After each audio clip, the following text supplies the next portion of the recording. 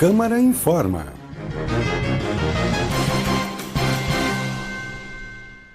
Olá, muito boa tarde para você ligado na programação da Rádio Câmara 101,5 FM. Hoje é sexta-feira, 8 de janeiro de 2021, hashtag Sextou Rafaela Dalago, está no ar o Câmara Informa. Boa tarde para você. Boa tarde, Pedro Mariano, e boa tarde para você que nos acompanha na programação da TV e Rádio Câmara de Balneário Camboriú. Lembrando sempre que para interagir com a gente é pelo WhatsApp 3263-7686, 3263-7686, e a gente vai junto até às 6h30 da tarde. Então vamos aos destaques de hoje, Rafa? Vamos lá, porque Balneário Camboriú se prepara para a imunização contra a Covid-19. Prefeituras cancelam eventos de carnaval em Santa Catarina em razão da pandemia. Vacinação contra o coronavírus em Santa Catarina irá começar na primeira semana de fevereiro. Anvisa recebe pedido para uso emergencial das vacinas do Butantan e de Oxford. Desafio intitulado Janeiro Seco propõe 31 dias sem bebida alcoólica. Isso tudo e muito mais agora no Câmara Informa. A Câmara de Balneário Camboriú a serviço da comunidade. Iniciamos o Câmara Informa as notícias do dia de hoje falando sobre o município de Camboriú, que recebeu a visita de possíveis investidores. Na tarde desta quinta-feira, o prefeito de Camboriú, Elson Rogério Kunen, juntamente com vereadores e secretários, recebeu um grupo de empresários para tratar sobre locais potenciais para serem investidos no município. Na ocasião, foi apresentado a cidade e alguns projetos importantes que poderão contribuir para o desenvolvimento turístico e econômico do município, como é o caso do Parque Inundável e de um possível e viável sistema de transporte integrado na região da Foz do Rio Itajaí. Informação. E colaboradora da UPA Nações de Balneário Camboriú recebe prêmio Destaque de Enfermagem. Em premiação realizada pelo Conselho Regional de Enfermagem de Santa Catarina, o COREN-SC, a enfermeira Ana Lu Adriana Sérgio dos Santos, colaboradora da UPA das Nações, recebeu o título de Profissional Destaque de Enfermagem do ano de 2020. Para participar da premiação, os profissionais devem ser indicados pelos seus pares e atender a todos os critérios da instrução normativa. O prêmio é uma forma de reconhecimento ao trabalho realizado por profissionais de enfermagem que tenham destaque na atuação, uma trajetória interessante na profissão e que desempenhem aí com competência suas funções. Em sua quinta edição, o evento deste ano teve adequações por conta da pandemia de Covid-19. A premiação foi transmitida ao vivo pelo YouTube do COREN e apenas os profissionais agraciados compareceram de forma presencial para receber a honraria. Ainda falando sobre saúde, esse momento de férias e pandemia tem diminuído os estoques de sangue nos hemocentros. Sem substitutos, o sangue é essencial para pessoas que tenham uma hemorragia grave, causada por um acidente, por exemplo. Uma doação pode salvar até 4 vidas. A chefe da seção do Ciclo do Doador do Hemocentro de Brasília, Anne Ferreira, informa que os estoques de alguns tipos sanguíneos estão baixos na capital.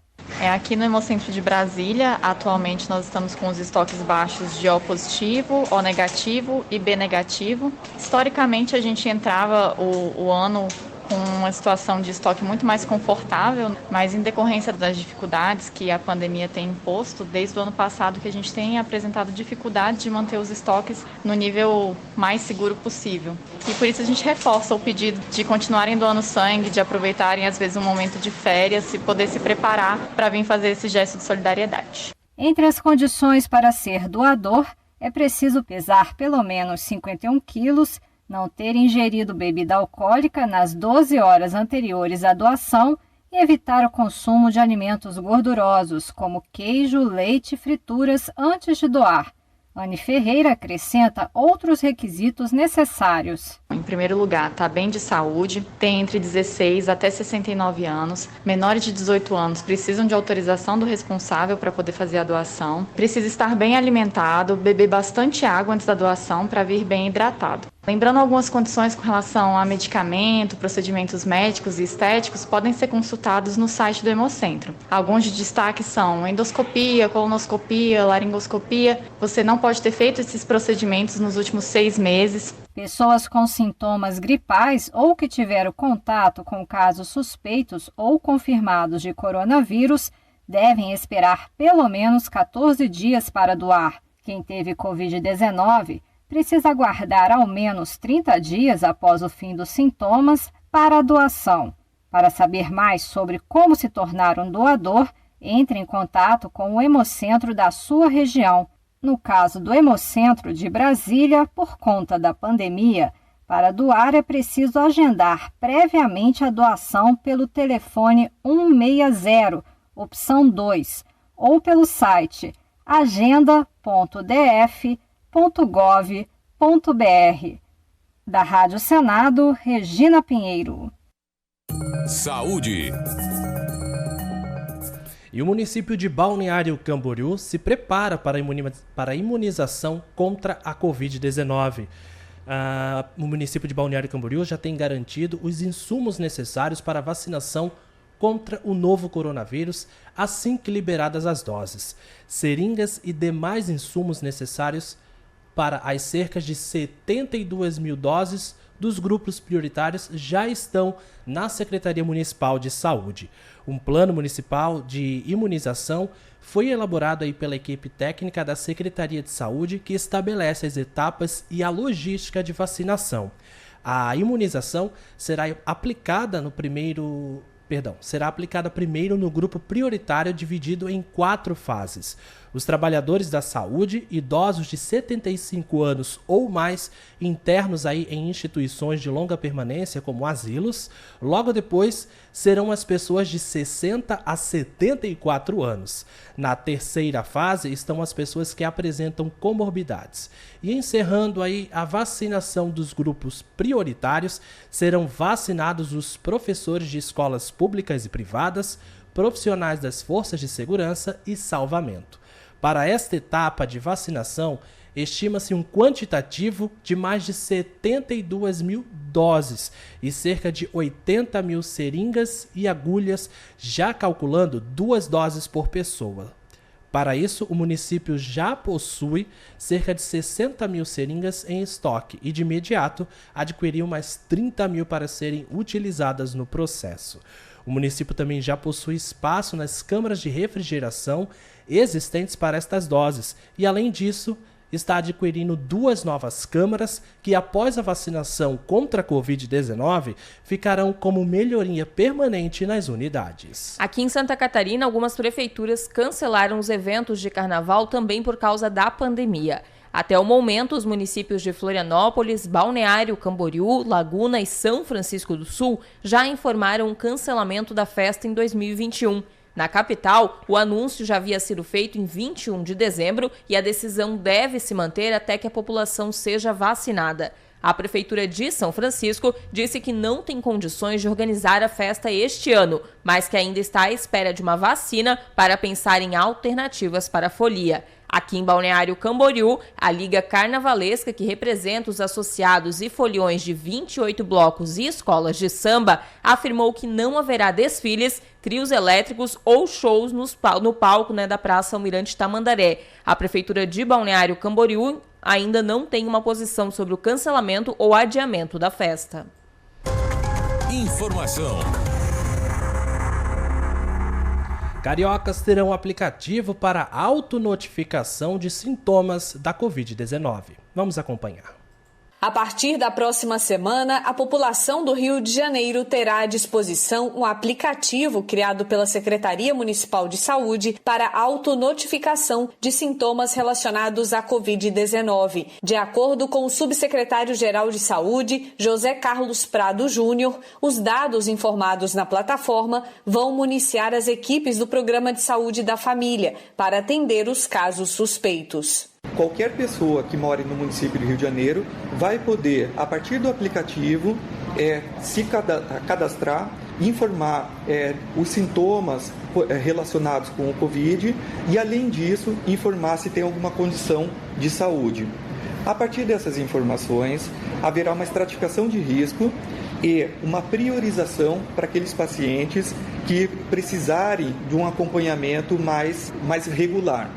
Quem fará esse acompanhamento vai ser a equipe de saúde da família, a equipe de atenção primária, que é responsável por cada uma das pessoas que estiverem se notificando.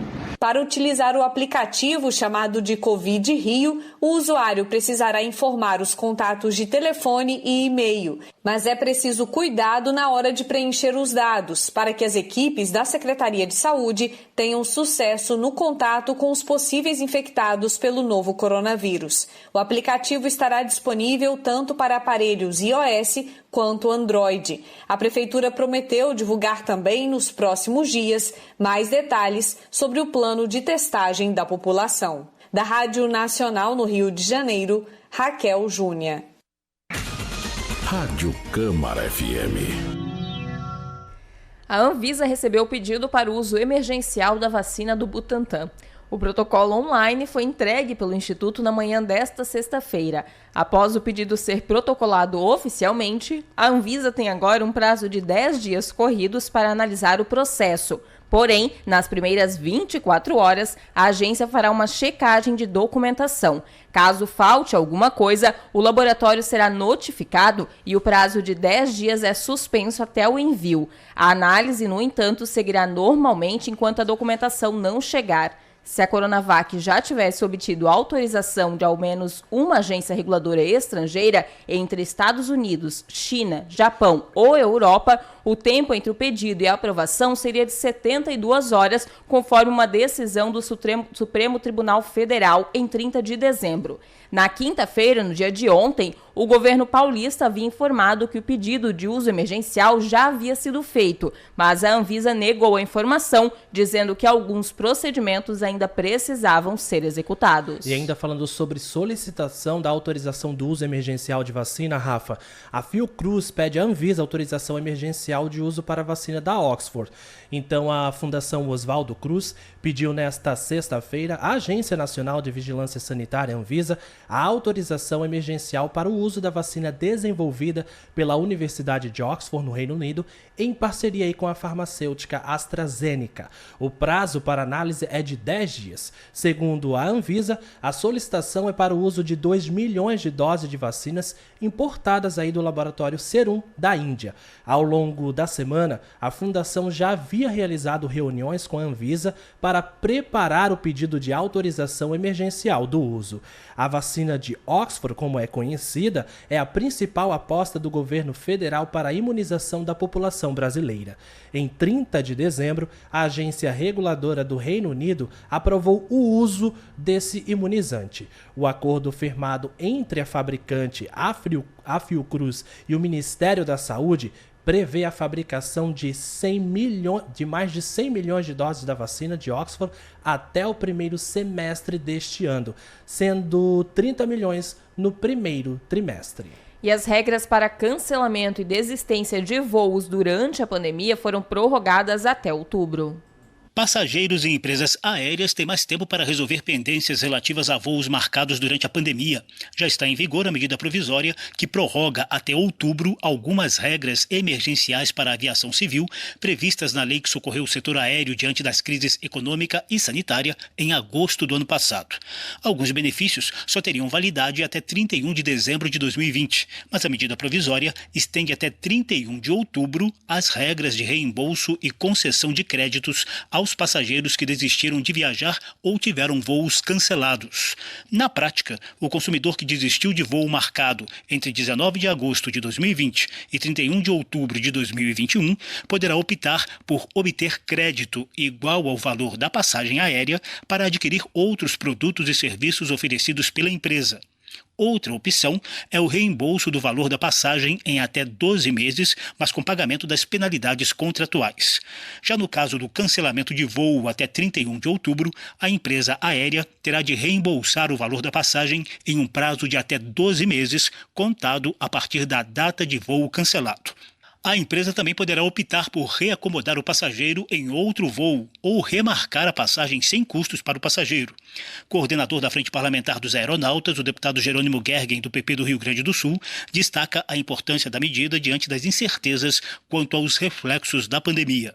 A medida provisória é muito importante porque a pandemia ainda não acabou e não sabemos quanto tempo ela levará para que tenhamos todos a imunização. Então é importante para os passageiros, é importante também para as empresas. O governo apresentou 2 justificativas para editar a medida provisória: garantir aos passageiros maior flexibilidade para a desistência de voo e permitir alívio ao fluxo de caixa das empresas aéreas que se encontram em cenário de fragilidade financeira. O deputado Jerônimo Gergen explica os efeitos práticos da medida provisória nas finanças das empresas. O setor aéreo sofreu muito e ainda sofre com tudo que vem acontecendo economicamente em razão da pandemia. E o maior efeito é justamente estagnar as perdas que o setor aéreo vem tendo. Ela evita que piore a situação, até porque as perdas são bilionárias e a medida evita que piore o clima das nossas empresas aéreas, que são estratégicas para a retomada da economia assim que tivermos o novo normal. Segundo o governo, a queda no número de passageiros chegou a 95% nos voos domésticos e a 98% nas viagens internacionais em abril de 2020. Houve lenta recuperação a partir do segundo semestre. A Agência Nacional de Aviação Civil informa que o volume de pedidos de crédito para a remarcação de passagens cresceu 5 vezes em relação à média. Da Rádio Câmara de Brasília, José Carlos Oliveira. Rádio Câmara FM. Muito bem, 5 horas e 47 minutos, 5 e 47. Entrevista. E o Conselho Tutelar de Balneário Camboriú tem novo presidente, por isso que a gente já está na linha com ele, Maurício Rafael Moreno Coelho, o novo presidente do Conselho Tutelar de Balneário Camboriú. Seja muito bem-vindo, querido, uma boa tarde para você. Boa tarde, Pedro. Boa tarde, Rafaela. Boa tarde a todos os ouvintes da Rádio Câmara. Um prazer estar com vocês aí. Maurício, vamos aproveitar então esse primeiro contato seu agora como presidente do Conselho Tutelar e falar um pouquinho sobre o trabalho do órgão aqui no nosso município, principalmente durante essa época de pandemia e agora essa época de temporada também, que o fluxo de pessoas na cidade aumenta. Ok. Nós temos realmente um aumento muito grande da demanda, né? Visto que muitos turistas vêm nos visitar e a cidade acaba tendo foco aí da atenção. E, por incrível que pareça, muitos adolescentes acabam vindo com os amigos para passar alguns dias na cidade.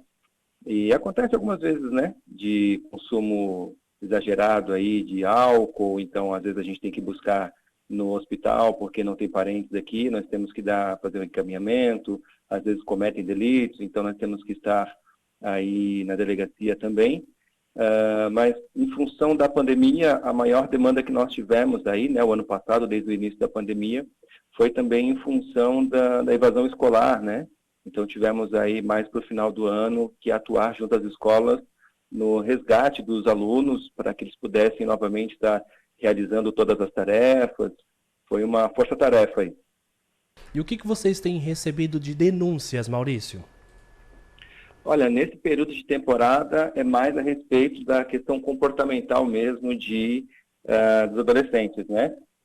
Que acabam se passando aí nas suas liberdades e em função da própria conduta acabam tendo o próprio direito violado, né? Então, nesse momento agora que o pessoal acaba se exaltando um pouco mais com o verão, acabamos de passar aí pela virada do ano, ano novo, é mais em função da conduta dos adolescentes mesmo. Maurício Rafael, você acabou de assumir então a presidência do Conselho, mas pergunto se você já teve tempo aí para parar, refletir sobre 2021, o ano que se inicia, que acabou de começar, sobre como será o trabalho então à frente do Conselho Tutelar, que forma você pretende abordar o órgão dentro do município, principalmente porque a gente não sabe ainda se as aulas voltam, se não voltam, quando voltam e como é que vai continuar essa situação da pandemia. O Conselho Tutelar ele é um órgão de garantia de direitos, né, Rafaela? Então, a gente está sempre à disposição para fazer valer o direito dos adolescentes e das crianças, né? A gente já começa o ano com formações, né? Cursos de formação, capacitação, para que a gente possa se preparar e implementar aí toda a estrutura de informatização do CIPA, que é o sistema que a gente utiliza, né, de documentos dentro do Conselho Tutelar. Então, a gente já começa o ano com capacitação, todos os 5 conselheiros e mais suplentes também, para que a gente possa estar servindo a comunidade da melhor maneira. E o Conselho Tutelar, ele é sempre conduzido pelos 5 conselheiros, né? O título da presidência, na verdade, é mais uma questão assim, para auxiliar no administrativo e naquilo que a gente vai organizar, mas é sempre a equipe trabalhando. Rafa, recentemente rolou aí uma discussão nos grupos de imprensa aqui da nossa região a respeito de interdição e fechamento de algumas casas noturnas aqui na cidade. O Conselho Tutelar ele também trabalha em parceria com a Guarda Municipal e os fiscais de postura do município, justamente para saber se tem menores de idade nesses locais e fazendo uso de bebida alcoólica? Pedro, o Conselho Tutelar normalmente não faz ações ostensivas, né? A gente não vai fiscalizar esses locais, mas sempre que nos é solicitado pelas forças de segurança o auxílio em relação a alguma ocorrência envolvendo adolescentes, o Conselho se faz presente para fazer garantir o direito, né, dos adolescentes. O órgão Conselho Tutelar ele é responsável por garantia de direitos.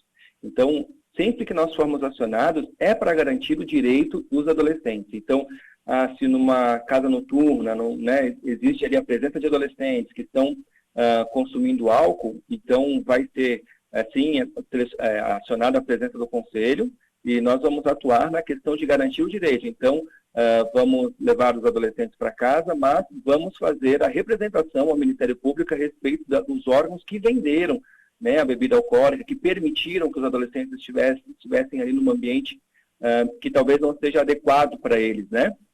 Então, sempre que nós formos solicitados, nós vamos estar presentes nessas ações, sim. Perfeito, então, Rafa. Agora deixa eu te perguntar, para a população que está nos acompanhando e quiser fazer alguma denúncia, qual que é o canal de comunicação com vocês? Olha, o nosso telefone de plantão para qualquer situação de urgência e emergência, né, funciona 24 horas, o telefone 98883-7585. 98883-7585. Esse é o telefone de plantão. Então, qualquer violação de direitos que esteja acontecendo, a sociedade pode nos solicitar que nós estaremos presentes. Mas, se precisar de alguma informação, se precisar, né, de alguma orientação, pode ligar no nosso telefone fixo também, o 3267-7004, ou comparecer aqui na sede do Conselho Tutelar, na Rua 600. Certo. Rafa, deixa eu te perguntar até para a população que está com dúvida aqui com a gente, o Conselho ele tem algum vínculo administrativo com a Prefeitura e como é que vocês, então, digamos assim, se sustentam no município, né? A Prefeitura dá um suporte, como é que funciona essa parte?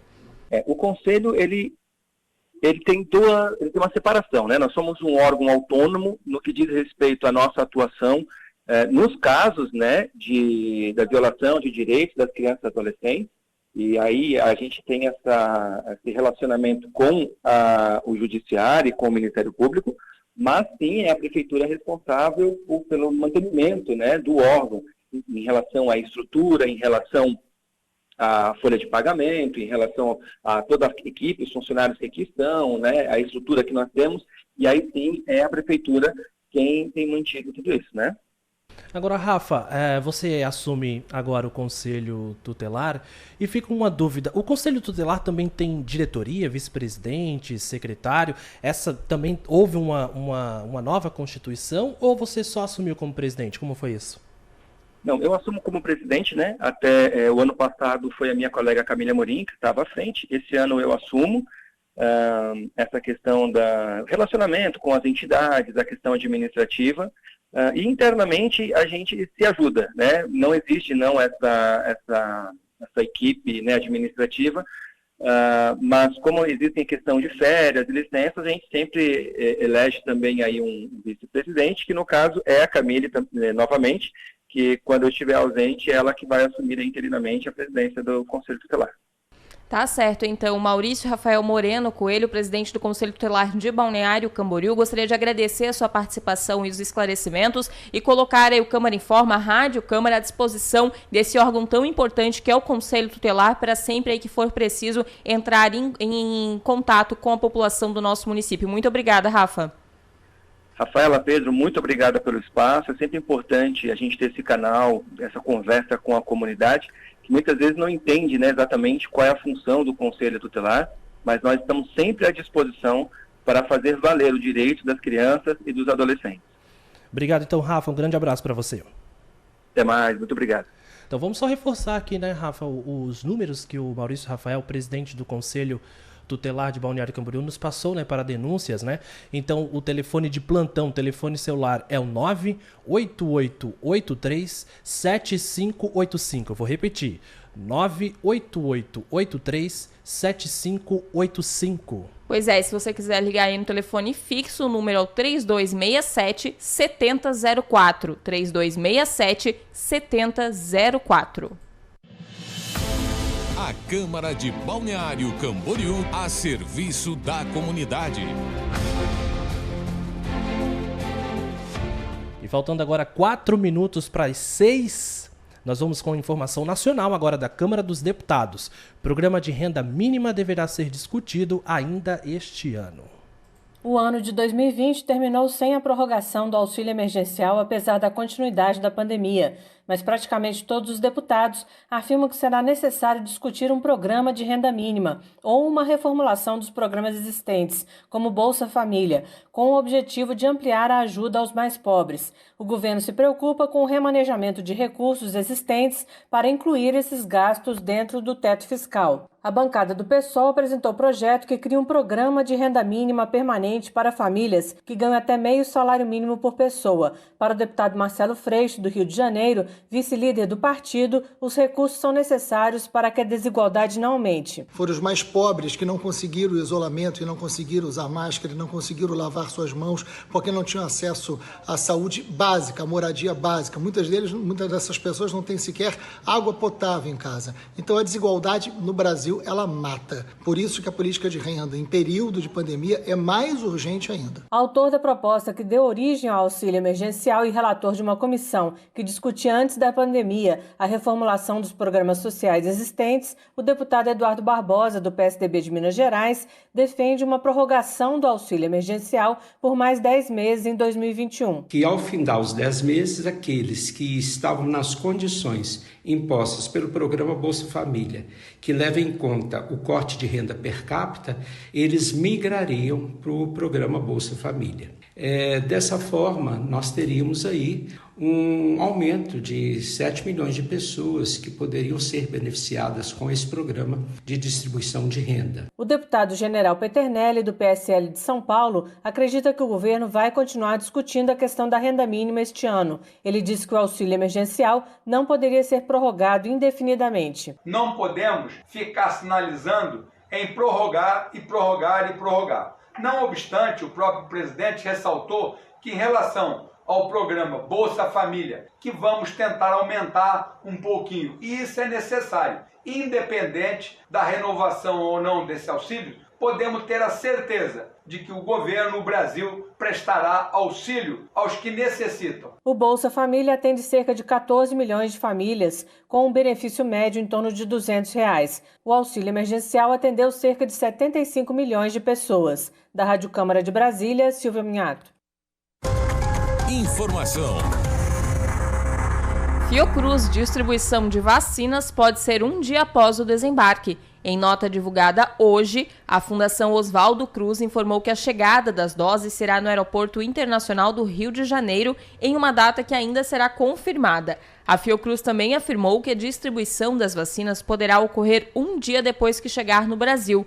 A importação das doses produzidas pelo Instituto Serum, parceiro da AstraZeneca na Índia, é uma estratégia adicional da Fiocruz para antecipar o início da vacinação. Para que as doses importadas da Índia possam ser aplicadas antes do registro definitivo do imunizante no país, a Fiocruz, como a gente já divulgou, pediu nesta sexta-feira a autorização de uso emergencial à Agência Nacional de Vigilância Sanitária, a Anvisa. A Fundação continua a trabalhar para o registro definitivo, cujo pedido deve ser concluído no dia 15 de janeiro.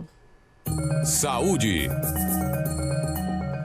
E vacinação contra a Covid-19 em Santa Catarina começará na primeira semana de fevereiro. O secretário de Estado da Saúde, André Mota Ribeiro, afirmou nesta sexta-feira que a vacinação contra a Covid-19 começará em Santa Catarina até a primeira semana do mês que vem, do mês de fevereiro. Em documento divulgado no dia 16 de dezembro, o governo catarinense afirmou que a intenção é vacinar quase 3 milhões de pessoas do grupo prioritário em um primeiro momento da imunização. Primeiro devem ser vacinados os trabalhadores da saúde, a população idosa a partir dos 75 anos de idade, aí residentes em asilos, as pessoas com 60 anos ou mais que vivem aí nessas instituições de longa permanência. E a população indígena, tudo isso na primeira fase. Na segunda fase, a previsão é que serão vacinadas as pessoas de 60 a 74 anos, aí, configurando o grupo de risco da doença. No terceiro momento, a vacinação será em pessoas com comorbidades que apresentam maior chance para agravamento da doença, entre os quais portadores de doenças renais crônicas, cardiovasculares, entre outras. Na quarta fase, professores, profissionais das forças de segurança e salvamento e funcionários do sistema prisional estão incluídos. A respeito deste assunto, nós recebemos uma sonora, uma fala aí do secretário de Estado de Saúde, André Mota Ribeiro, que nós vamos acompanhar a partir de agora. Então, ontem nós tivemos a notícia do Ministério da Saúde da aquisição de um quantitativo considerável da Coronavac. O Ministério da Saúde, cumprindo com a promessa, a sua obrigação de comprar vacinas e distribuir de uma forma igualitária aos estados e municípios. Nós já tínhamos a garantia de outras vacinas, da Oxford, da AstraZeneca, também uma discussão com a aquisição da Pfizer, mas ontem a notícia, que é uma notícia bastante interessante, dos 46 milhões de doses da Coronavac a serem distribuídas a partir do final de janeiro de forma igualitária para todos os estados brasileiros. Há vários meses nós já startamos, então, o nosso plano estadual de vacinação, que é a nossa obrigação, a logística de recebimento desses insumos e a distribuição desses insumos aos municípios catarinenses, para que a gente possa atender de uma forma adequada à população. Nós estamos preparados para isso, tanto quanto logística, distribuição, inclusive insumos, apesar das últimas notícias que preocupam a todos, não a Santa Catarina apenas, da requisição de produção e de estoques de insumos que está sendo feito pelo Ministério da Saúde. Mas eu também acredito que mesmo com essa requisição de estoques, o Ministério da Saúde vai distribuir proporcionalmente aquelas necessidades dos estados. Nós temos quantitativo suficiente para atender as fases iniciais de vacinação. Eu tenho essa impressão, essa convicção, na verdade, porque não há que se imaginar que se consiga imunizar toda a população de um estado ou de um país em poucas semanas ou poucos meses. É um ano que nós teremos que conviver, então, com vacinação, não só do coronavírus, mas do calendário habitual. Então, é importante que as pessoas mantenham as regras sanitárias que estão sendo colocadas pelas autoridades.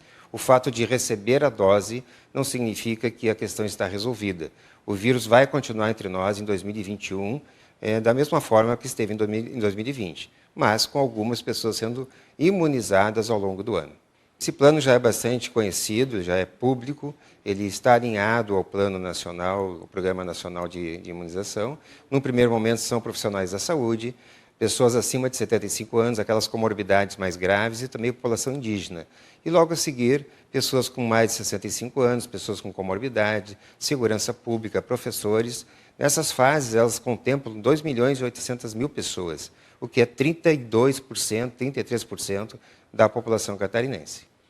Um dos aspectos positivos da gestão do governo de Santa Catarina na crise do coronavírus, da pandemia, é justamente essa estruturação financeira do Estado. Um Estado que ele é exemplo para o Brasil na questão econômica. Isso nos possibilita ter recurso financeiro se houver necessidade de aquisição direta. Não acredito que haja essa necessidade, mas se houver, a gente tem recurso, e isso é fruto do governo do Estado como um todo, das secretarias, do governador e dessa visão que nós temos de tratar o dinheiro público e ofertar para a sociedade catarinense aquilo que ela merece. O plano ele é tripartite, Então o governo federal ele adquire os insumos, as vacinas, descentraliza para os estados, que faz a logística de distribuição. Quem faz, de fato, a aplicação da vacina são os municípios. E por isso que há várias semanas, alguns meses, nós estamos já alinhados com os municípios, discutindo quantitativo de salas de vacinação, treinando as pessoas e tentando imaginar se há necessidade ou não de aumento de oferta de profissionais. Mas esse é um alinhamento que ele é contínuo, nosso calendário ele é repetido todos os anos, existem outras vacinas e agora a gente está sobrepondo o coronavírus da mesma forma. É uma parceria, o SUS é a tripartite e é assim que deve ser. A Câmara de Balneário Camboriú a serviço da comunidade. E o governo de Santa Catarina também definiu algumas normas de funcionamento para as salas de vacina.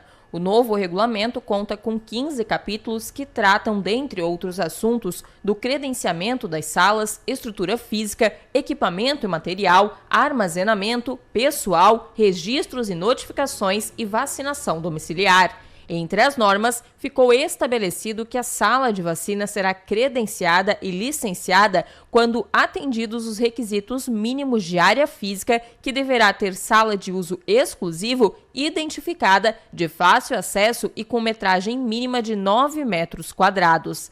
A sala de vacinação deverá ainda ser anualmente inspecionada pela Vigilância Sanitária e supervisionada pela Coordenação de Imunobiológicos do Programa de Imunização das Unidades Descentralizadas de Vigilância Epidemiológica. E ainda falando sobre vacina, Rafa, o Ministério da Saúde assinou um contrato com o Butantan que permite a aquisição de mais de 100 milhões de doses da vacina contra a Covid-19.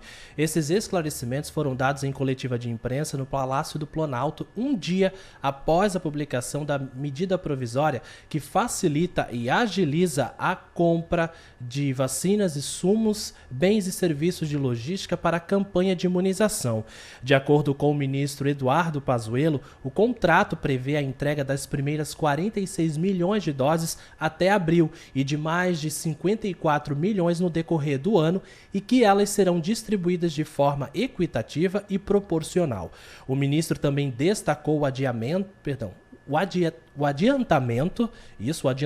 de mais de 2 milhões de doses da vacina aí da AstraZeneca, Oxford, que serão importadas da Índia, assim como nós informamos na edição de hoje. Ao todo, o Brasil já tem garantidas 254 milhões de doses do imunizante da farmacêutica que será produzida no país pela Fiocruz. E aí, durante a coletiva, Rafa, o ministro até apresentou um quadro de hipóteses de datas aí de início da vacinação, né? Na melhor hipótese, até 20 de janeiro a vacinação começa no Brasil. Na hipótese intermediária, essa vacinação deve começar entre o dia 20 e 10 de fevereiro. E na hipótese mais tardia, essa vacinação começa entre o dia 10 de fevereiro e início de março. Aí falando sobre pandemia, né, Pedro, de Covid-19, alguns governadores e prefeitos resolveram prorrogar as medidas restritivas.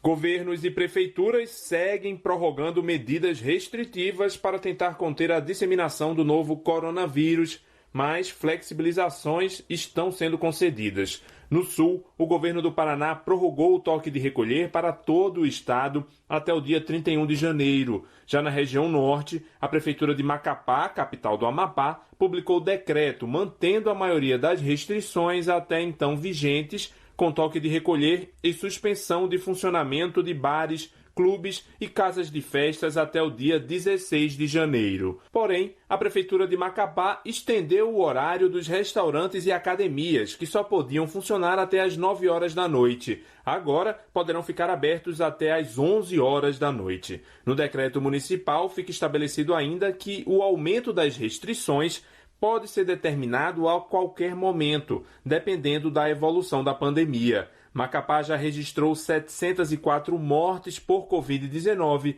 e mais de 28.900 casos. Em relação ao total da população, a cidade tem uma mortalidade pelo novo coronavírus 46% maior do que a média nacional. Já no Paraná, na região sul do país, o governo estadual também prorrogou o toque de recolher, que vai das 11 horas da noite até às 5 horas da manhã, permanecendo proibida a venda de bebidas alcoólicas nesse horário. A restrição vai até o dia 31 de janeiro. Esta é a terceira prorrogação da medida, que entrou em vigor pela primeira vez no dia 2 de dezembro. Porém, o novo decreto ampliou o número de pessoas que podem participar de eventos presenciais e confraternizações, de 10 para 25 participantes, sem contar com os menores de 15 anos. A especialista Silvia Lemos, da Sociedade Brasileira de Infectologia, destaca que os decretos e protocolos só terão sucesso se seguidos pela população. Porque não adianta ter um protocolo de convivência social dentro das regras de higienização das mãos, uso de máscaras, distanciamento de pessoas, higienização de ambiente, e essas pessoas não seguirem, porque isso faz com que haja uma maior tendência do vírus circular, principalmente quando há aglomerações. O governo do Paraná informou ainda que as medidas de restrição dependem da taxa de reprodução do vírus e da capacidade de leitos de UTI. Na última quarta-feira, as UTIs exclusivas para pacientes com Covid-19 estavam com uma taxa de ocupação de 78%. Já a Prefeitura de Joinville, em Santa Catarina, prorrogou as restrições sanitárias até o próximo dia 13 de janeiro, mas permitiu o funcionamento de bares e restaurantes até além das 11 horas da noite, o que estava até então proibido. Casas de shows e eventos continuam com as atividades suspensas. Já o comércio, academias e igrejas devem funcionar com apenas 30% da capacidade. Da Rádio Nacional, em Brasília, Lucas Por Deus Leão. Rádio Câmara FM. Muito bem, agora são 18 horas e 12 minutos, 18 e 12. Ainda falando sobre ações de governadores e prefeitos, nós vamos trazer uma notícia agora que a Prefeitura de Belo Horizonte, em Minas Gerais, regulamenta em lockdown a partir de segunda-feira. A medida já até foi publicada aí no Diário Oficial do município. O decreto desautoriza o funcionamento por tempo indeterminado de atividades consideradas não essenciais, como lojas de roupas, salões de beleza, centros automotivos, entre outras atividades.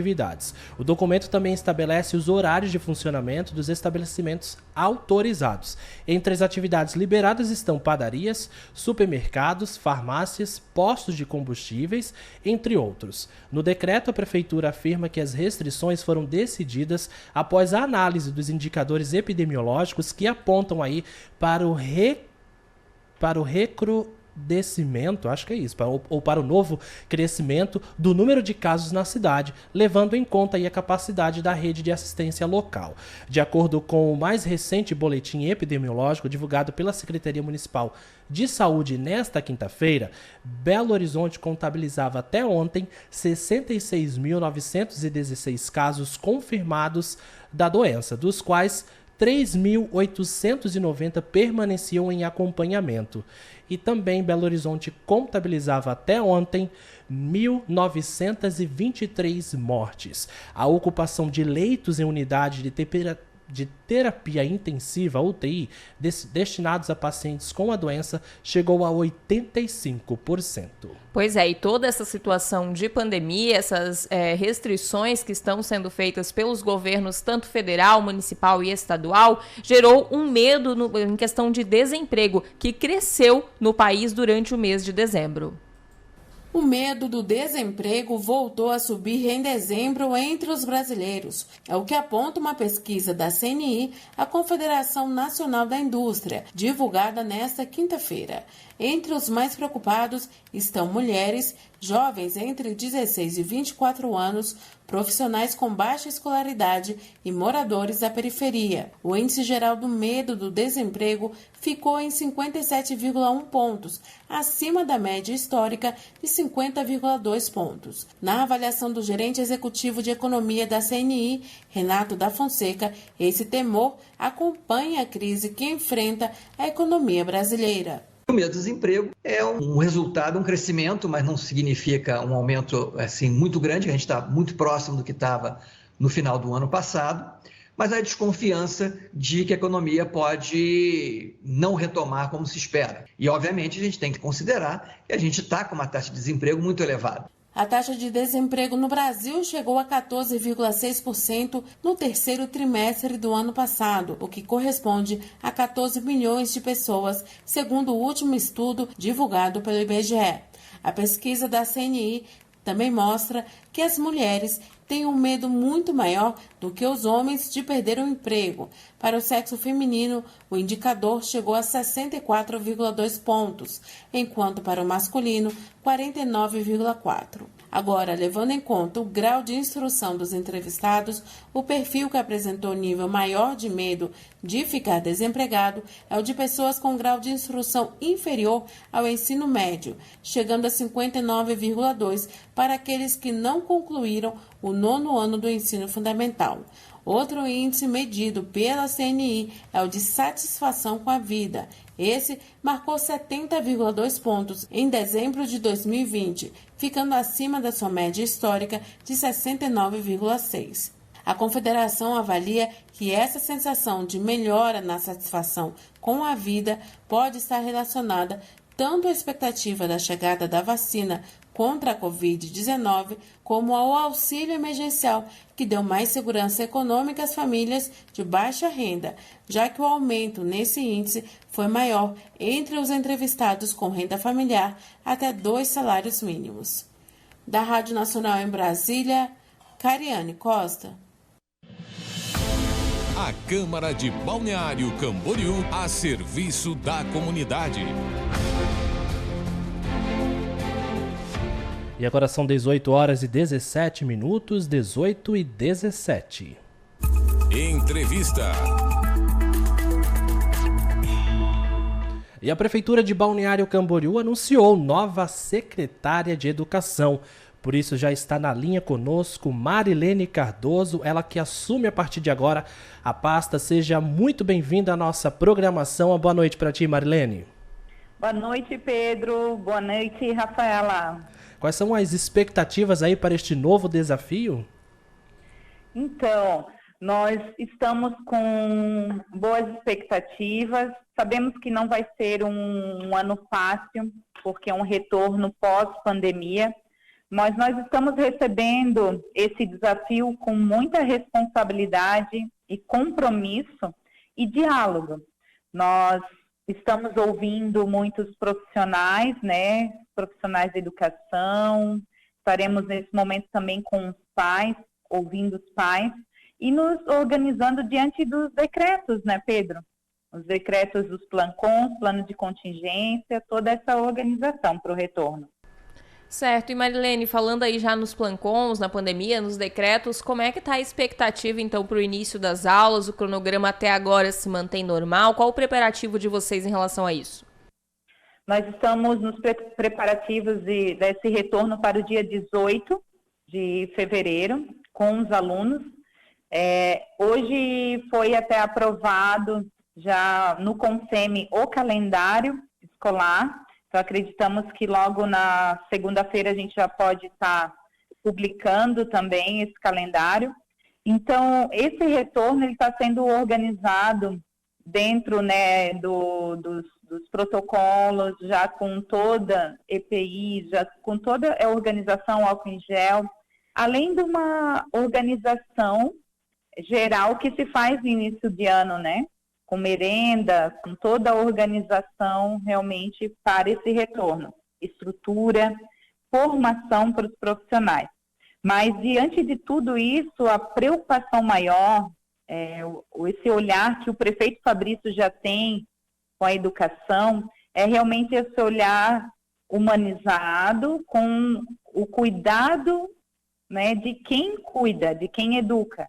Então, a gente precisa entender que esses profissionais estejam preparados, seguros emocionalmente para receber os nossos alunos e passar essa segurança para os nossos alunos e assim também para os pais. Agora, Marilene, nesta segunda-feira, dia 4, começou aí o programa Fila Única, né, pelo município de Balneário Camboriú. Como é que estamos na questão de novas matrículas? Em outra oportunidade, até conversando com a então secretária de Educação, Rosângela Borba, ali eu acho que bem no pico da pandemia, né, entre julho, agosto, setembro, não vou lembrar a data em específico, e nós comentávamos justamente sobre a questão de alunos que eram da rede privada e que precisavam de alguma maneira, né, se alocar ou de uma vaga no município aí em razão da crise financeira. Como é que fica o ano letivo para 2021 com esses novos alunos? E se nós já temos algum dado, se você já pode adiantar algum dado estatístico de algum percentual a mais no número de inscrições no Fila Única em comparação com o ano de 2019 para o ano de 2020? As inscrições para o Fila Única, eles iniciaram agora em janeiro. Nós temos algumas procuras presenciais, mas também podem ser realizadas de forma online, porque a pandemia ela nos trouxe foi um desafio e trouxe novas formas, né, de desenvolver o trabalho de forma remota. Então, isso tem contribuído bastante.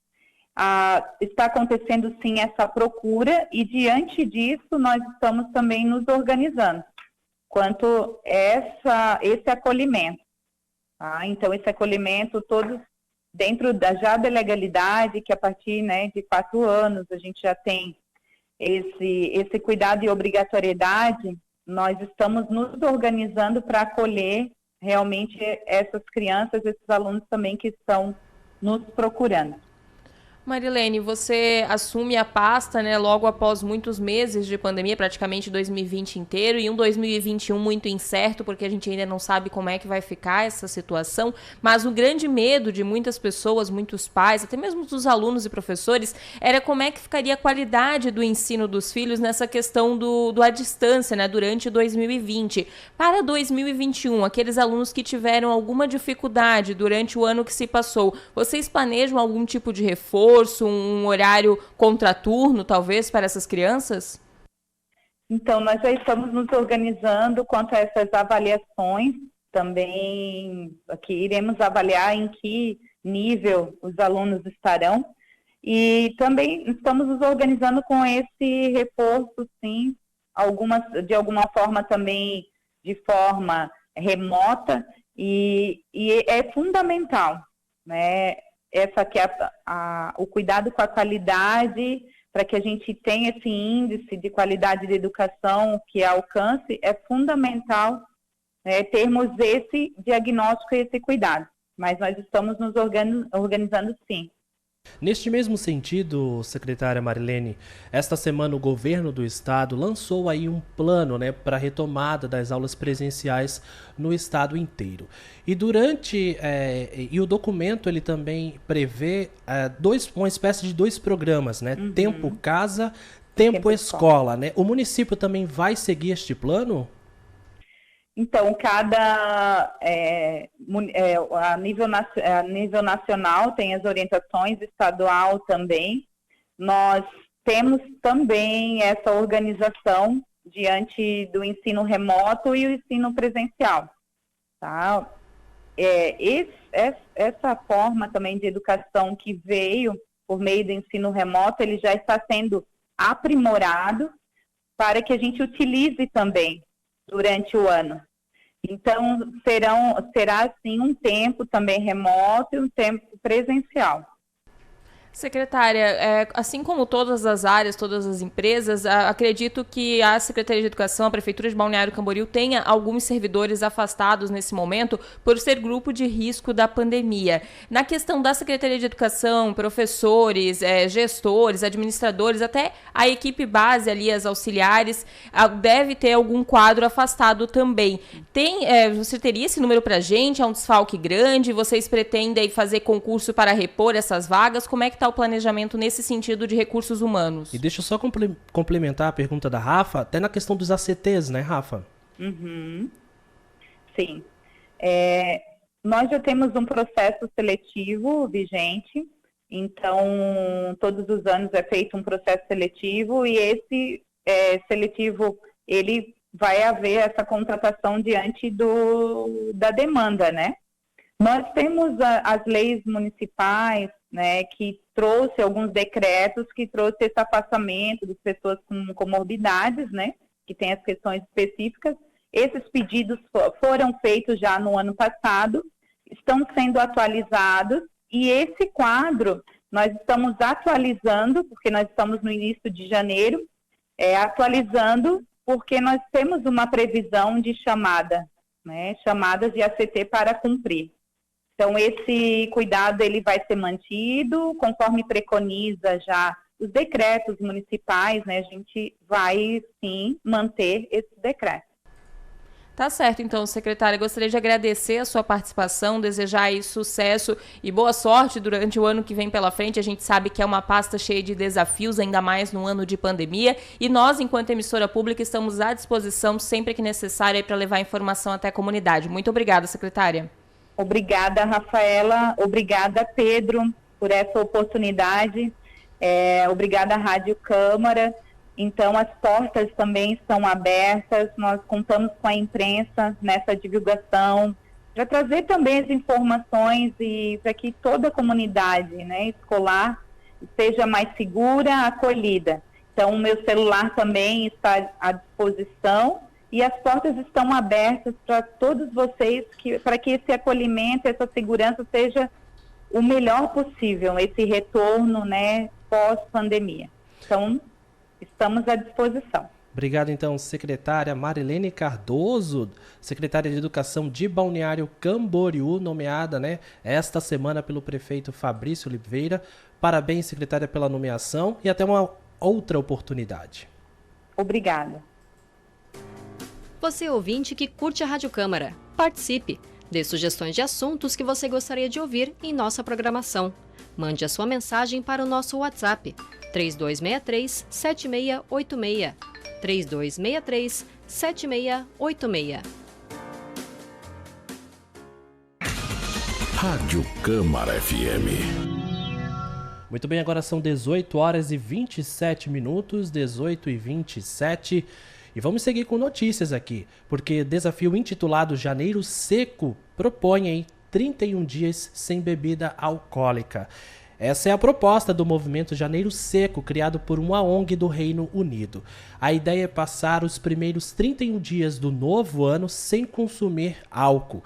Um estudo feito por pesquisadores da Universidade da Europa, com participantes da campanha do ano de 2018, mostrou que 70% dos participantes disseram que estavam dormindo melhor, enquanto 67% se sentiam com mais energia ao longo do dia, e 54% perceberam uma melhora na pele após passarem um mês sem beber. Além disso, o estudo apontou que 88% dos participantes relataram que a campanha gerou uma economia financeira e 82% afirmaram estarem refletindo sobre o consumo de bebida alcoólica. A gente sabe aí que o álcool impacta também no ganho de peso e na retenção líquida, provocando assim um incômodo inchaço.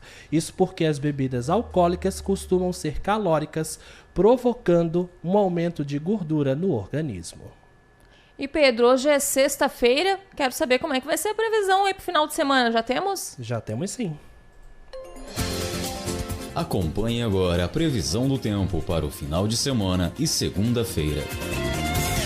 Presença de sol entre algumas nuvens em Santa Catarina, à tarde, condição para a ocorrência de pancadas de chuva de verão, localizadas e passageiros, temporais isolados, especialmente do oeste ao norte do estado e nas áreas mais próximas do Paraná. Temperatura segue elevada, calor em todas as regiões. O vento inicialmente deve soprar do quadrante sul a sudeste, passando a nordeste no decorrer do dia, com intensidade fraca a moderada. O sistema de alta pressão permanece atuando em Santa Catarina e apenas há a possibilidade de convecção isolada à tarde devido ao aquecimento. No domingo, é um dia parecido, com presença de sol entre nuvens também em todo o estado. No litoral norte, Vale do Itajaí, há uma condição para chuva isolada no período da madrugada, início da manhã e à noite, associada à circulação marítima. Mesmo no domingo, com as temperaturas elevadas, a chance para a ocorrência das pancadas de verão é bem pequena para o estado. O vento deve soprar neste dia de leste a nordeste, a intensidade fraca moderada e com algumas rajadas no litoral. Gilsânia Cruz, meteorologista da EPAGRE Ciran, com as informações do tempo para Santa Catarina.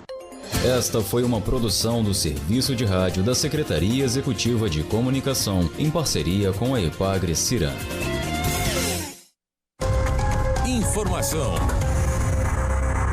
E antes de encerrar o boletim desta sexta-feira, 8 de janeiro, a Prefeitura de Balneário Camboriú acabou de atualizar a situação da pandemia de coronavírus no município. Nesta sexta-feira, Balneário Camboriú registrou 71 novos casos confirmados de coronavírus. Com isso, o município chega a 13.311 casos confirmados, sendo que 11.977 pessoas já estão recuperadas e receberam alta da vigilância epidemiológica. O município registrou 2 mortes por Covid-19. O primeiro caso é de uma mulher de 91 anos com comorbidades que teve um óbito domiciliar no dia 23 de dezembro e entrou por investigação, tendo hoje a confirmação do resultado positivo.